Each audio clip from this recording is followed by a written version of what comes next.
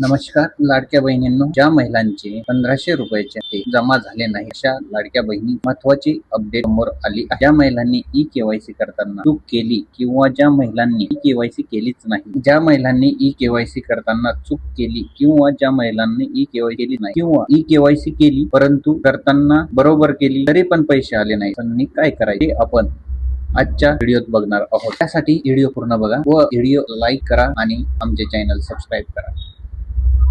तर महाराष्ट्र सरकारने लाडकी बहीण योजने ई-केवायसी डिसेंबर महिन्यात चालू केली. त्यावेळेस ई-केवायसी करताना आधार OTP बेस ई-केवायसी असल्यामुळे सुरुवातीला ई-केवायसी ला खूप जास्त लोड येत होता. तर बऱ्याच महिलांना ई-केवायसी करताना अडथळे येत होते. ई-केवायसी करताना बऱ्याचशा महिलांना आधार कार्ड मोबाईलशी लिंक नसल्यामुळे OTP येत नव्हता किंवा आधार कार्ड लिंक होता परंतु तो नंबर हरवलेला होता असल्या कारणामुळे OTP येत नव्हता. तर त्यांनी नंतर आधार कार्ड OTP साठी लिंक करून घेऊन परत लिंक केला. ज्यांनी नवीन नंबर लिंक करून केवायसी केली आणि केवायसी करताना काही ऑप्शन मध्ये चुकी केली तर अशा महिलांसाठी परत केवायसी चालू केलेली आहे. तर ही केवायसी करण्याची शेवटची तारीख 31 मार्च ही सरकारने ठेवली आहे. केवायसी करत असताना बऱ्याचशा महिलांनी पहिल्यांदा केवायसी केलीच नाही.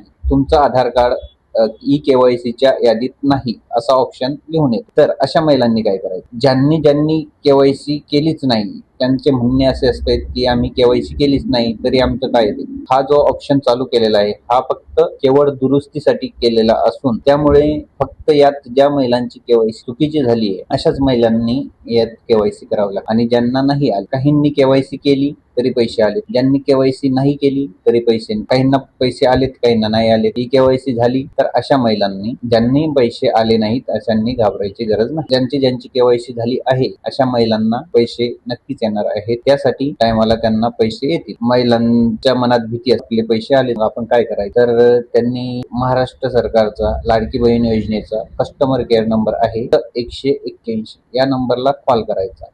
कॉल करत असताना त्यांना सांगायचं तुमच्या प्रॉब्लेम मध्ये सांगायचं की आम्ही पहिला केवायसी केलीच नाही आणि केवायसी करताना आमच्याकडून चूक झाली होती तर तरी पण धन्यवाद.